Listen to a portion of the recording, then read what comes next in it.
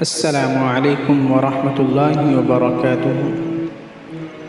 سامعین، آج میں آپ لوگوں کو قیامت کی 72 نشانیاں بتانا چاہتا ہوں۔ یہ حدیث جبرائیل کہلاتی ہے۔ اس حدیث میں حضرت جبرائیل علیہ السلام ایک مرتبہ آپ صلی اللہ علیہ وسلم سے پوچھنے لگے کہ قیامت کی نشانی بتا دیجیے جن سے یہ معلوم ہو سکے کہ اب قیامت قریب ہے۔ تو آپ صلی اللہ علیہ وسلم نے اس سوال کے جواب میں قیامت کی 2 نشانیاں بتائیں۔ اول یہ کہ لونڈی اپنی مالکہ کو جنے۔ اس کی تشریح اہل علم نے کئی طرح سے کی ہے۔ سب سے بہتر یہ معلوم ہوتی ہے کہ اس میں اولاد کی نافرمانی کی طرف اشارہ ہے۔ مطلب یہ کہ قرب قیامت میں اولاد اپنی والدین سے اس قدر برگشتہ ہو جائے گی کہ لڑکیاں جن کی فطرت ہی والدین کی اطاعت، خصوصاً والدہ سے محبت اور پیار ہے، وہ بھی والدین کی بات اس طرح ٹھکرانے لگیں گی جس طرح ایک آقا اپنے زر خرید غلام و لونڈی کی بات کو لائق توجہ نہیں سمجھتا۔ گویا گھر میں ماں باپ کی حیثیت غلام و لونڈی کی ہو کر رہ جائے گی۔ دوسری نشانی یہ بیان فرمائی کہ وہ لوگ جن کی کل تک معاشرے میں کوئی حیثیت نہ تھی، جو ننگے پاؤں اور برہنہ جسم جنگل میں بکریاں چرایا کرتے تھے، وہ بڑی بڑی عمارتوں پر فخر کیا کریں گے، یعنی رذیل لوگ، ذلیل لوگ معزز ہو جائیں گے۔ ان 2 نشانیوں کے علاوہ قرب قیامت کی اور بہت سی علامتیں حدیثوں میں بیان کی گئی ہے۔ تو دوستوں، رسول اللہ صلی اللہ علیہ وسلم نے ارشاد فرمایا تھا کہ لوگوں پر ایک زمانہ ایسا آئے گا کہ دین پر قائم رہنے کی حالت اس شخص کی طرح ہوگی جس نے انگارے کو اپنی مٹھی میں پکڑ رکھا ہو۔ دنیاوی اعتبار سے سب سے زیادہ نصیبہ ور شخص وہ ہوگا جو خود بھی کمینہ ہو اور اس کا باپ بھی کمینہ ہو۔ لیڈر بہت اور امانت دار کم ہوں گے۔ قبیلوں اور قوموں کے لیڈر منافق، رذیل اور فاسق ہوں گے۔ بازاروں کے رئیس فاجر ہوں گے۔ پولیس کی کثرت ہوگی جو ظالموں کی پشت پناہی کرے گی۔ بڑے بڑے عہدے نااہلوں کو ملیں گے۔ لڑکے حکومت کرنے لگیں گے۔ تجارت بہت پھیل جائے گی، یہاں تک کہ تجارت میں عورت اپنے شوہر کا ہاتھ بٹائے گی، مگر کساد بازاری ایسی ہوگی کہ نفع حاصل نہ ہوگا۔ ناپ تول میں کمی کی جائے گی۔ لکھنے کا رواج بہت بڑھ جائے گا، مگر تعلیم محض دنیا کے لیے حاصل کی جائے گی۔ قرآن کو گانے باجے کا آلہ بنا لیا جائے گا۔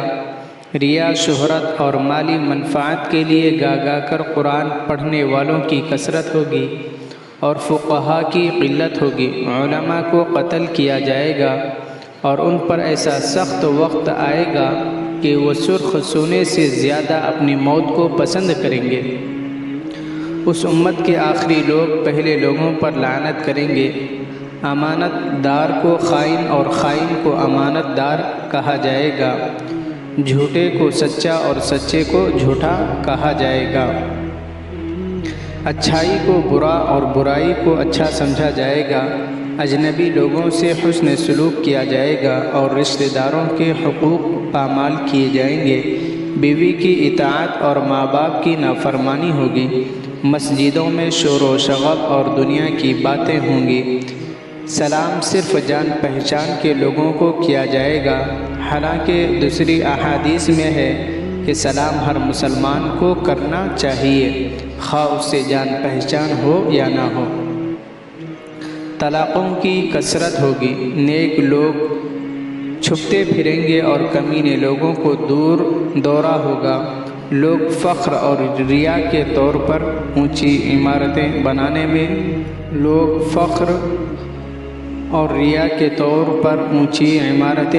میں ایک دوسرے کا مقابلہ کریں گے۔ شراب کا نام نبیذ، سود کا نام بیع اور رشوت کا نام ہدیہ رکھ کر انہیں حلال سمجھا جائے گا۔ سود، جوا، گانے باجے کے آلات، شراب خوری اور زنا کی کثرت ہوگی، بے حیائی اور ناجائز اولاد کی کثرت ہوگی، دعوت میں کھانے پینے کے علاوہ عورتیں بھی پیش کی جائیں گی، ناگہانی اور اچانک اموات کی کثرت ہوگی، لوگ موٹی موٹی گدیوں پر سوار کر کے مسجدوں کے دروازوں تک آئیں گے، ان کی عورتیں کپڑے پہنے ہوں گی مگر لباس باریک اور چست ہونے کے باعث وہ ننگی ہوں گی، ان کے سر بختی اونٹ کے کوہان کی طرح ہوں گے، لچک لچک کر چلیں گی اور لوگوں کو اپنی طرف مائل کریں گی، یہ نہ جنت میں داخل ہوں گی اور نہ ہی اس کی خوشبو پائیں گی، مومن آدمی لوگوں کے نزدیک باندی سے بھی زیادہ ذلیل ہوگا، مومن ان برائیوں کو دیکھے گا مگر انہیں روک نہ سکے گا، جس کے باعث اس کا دل اندر ہی اندر گھلتا رہے گا، فتنے بہت ہوں گے۔ علامات قیامت میں ان سب کی خبر رسول اللہ صلی اللہ علیہ وسلم نے ایسے دور میں دی تھی جبکہ ان کا تصور بھی مشکل تھا، مگر آج ہم اپنی آنکھوں سے ان سب کا مشاہدہ کر رہے ہیں، کوئی علامت اپنی انتہا کو پہنچی ہوئی ہے اور کوئی ابتدائی مراحل سے گزر رہی ہے، جب یہ سب علامات اپنی انتہا کو پہنچیں گی تو قیامت کی بڑی بڑی اور قریبی علامات کا سلسلہ شروع ہو جائے گا۔ اللہ عز و جل ہمیں ہر فتنے کے شر سے محفوظ رکھے اور سلامتی ایمان کے ساتھ قبر تک پہنچائے۔ دوستوں، حدیث شریف میں ہے حضور صلی اللہ علیہ وسلم نے فرمایا کہ دنیا اس وقت تک ختم نہ ہوگی جب تک میرے اہل بیت میں سے ایک شخص عرب کا مالک نہ ہو جائے، اس کا نام میرے نام اور اس کے باپ کا نام میرے باپ کے نام کی طرح ہوگا۔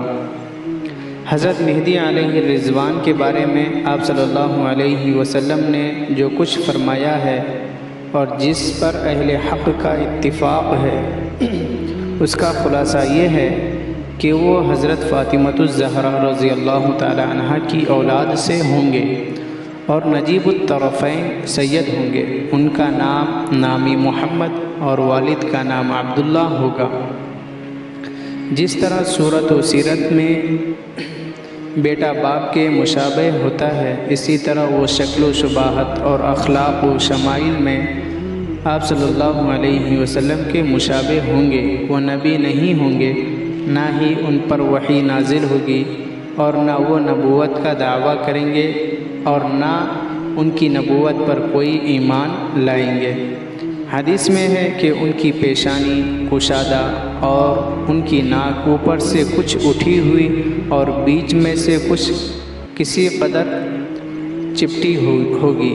حضرت امام مہدی علیہ السلام کے ظہور کی نشانی یہ ہے کہ حضرت ام سلمہ رضی اللہ تعالی عنہا آپ صلی اللہ علیہ وسلم کا ارشاد نقل کرتے ہیں کہ ایک خلیفے کی موت پر اس کی جانشینی کے مسئلے پر اختلاف ہوگا تو اہل مدینہ میں سے ایک شخص بھاگ کر مکہ مکرمہ آ جائے گا، یہ مہدی ہوں گے، اور اس اندیشے سے بھاگ کر مکہ آئیں گے کہ کہیں ان کو خلیفہ نہ بنا دیا جائے، مگر لوگ ان کے انکار کے باوجود ان کو خلافت کے لیے منتخب کریں گے۔ چنانچہ حجر اسود اور مقام ابراہیم کے درمیان بیت اللہ شریف کے سامنے ان کے ہاتھ پر لوگ بیعت کریں گے۔ پھر ملک شام سے ایک لشکر ان کے مقابلے میں بھیجا جائے گا، لیکن یہ لشکر بیدا نامی جگہ میں جو مکہ اور مدینہ کے درمیان ہے زمین میں دھسا دیا جائے گا۔ پس جب یہ لوگ یہ دیکھیں گے کہ ہر خاص و عام کو دور دور تک معلوم ہو جائے گا کہ یہ مہدی ہے، چنانچہ ملک شام کے ابدال اور اہل عراق کی جماعتیں آپ کی خدمت میں حاضر ہو کر آپ سے بیعت کریں گے۔ پھر قریش کا ایک آدمی جس کی ننیھال قبیلے بنو کلب میں ہوگی آپ کے مقابلے میں کھڑا ہوگا۔ آپ بنو کلب کے مقابلے میں ایک لشکر بھیجیں گے، وہ ان پر غالب آئے گا اور بڑی محرومی ہے اس شخص کے لیے جو بنو کلب کے مال غنیمت کی تقسیم کے موقع پر حاضر نہ ہو۔ پس حضرت مہدی علیہ السلام خود مال تقسیم کریں گے اور لوگوں میں ان کے نبی صلی اللہ علیہ وسلم کی سنت کے موافق عمل کریں گے اور اسلام اپنی گردن زمین پر ڈال دے گا، یعنی اسلام کو استقرار نصیب ہوگا۔ خلافت کے بعد حضرت مہدی علیہ السلام 7 سال رہیں گے، پھر ان کی وفات ہوگی اور مسلمان ان کی نماز جنازہ پڑھیں گے۔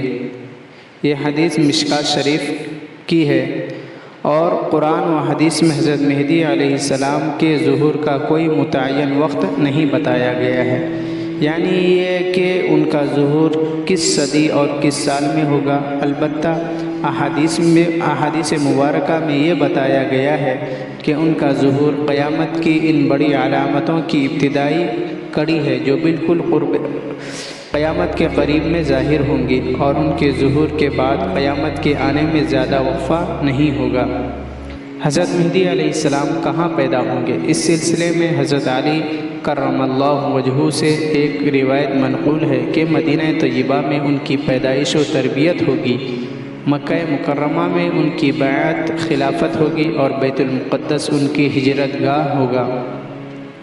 روایات کے مطابق جب ان سے بیعت خلافت ہوگی اس وقت ان کی عمر 40 برس کی ہوگی۔ ان کی خلافت کے 7ویں سال کانا دجال نکلے گا، اس وقت اس کو قتل کرنے کے لیے حضرت عیسیٰ علیہ السلام آسمان سے نازل ہوں گے۔ حضرت مہدی علیہ السلام کے 2 سال حضرت عیسیٰ علیہ السلام کی رفاقت میں گزریں گی اور 49 برس کی عمر میں ان کا وصال ہوگا۔